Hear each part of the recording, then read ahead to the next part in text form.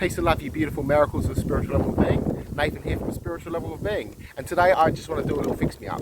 I made a video mentioning, did I discover the historical Jacob? When in fact I was actually meant to say, did I discover the historical Joseph, son of Jacob? So I'm going to delete that video and upload this one.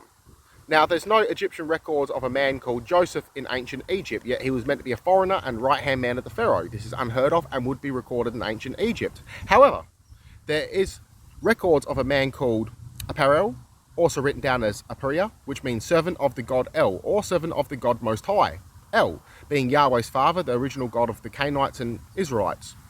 Now, Apparel was a vizier of ancient Egypt, which was the highest official rank that served the Pharaoh. He served during the reigns of the 18th dynasty kings, Amenhotep III and Akhenaten. He was also the commander of chariots, and his title was God's father. His wife, Teret, was buried with him in high honours, as she was buried with a sanctuary with the goddess, well, a sanctuary dedicated to the goddess Teret, who she was named after.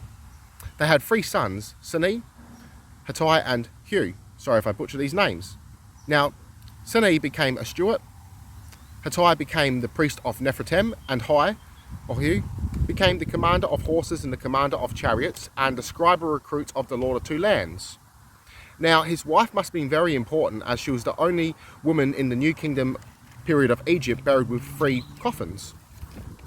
Now, he died around the ages of 50 to 60 years old, and he must have been very important, as he was a foreigner, he was a Canaanite man, and yet he was a right-hand man of the Pharaoh and commanded his elite force of army. Now, he also held the title God's father, and he served El, the Most High, originally Yahweh's father. Now, this man eventually inspired the story that ended up in the Bible as Joseph.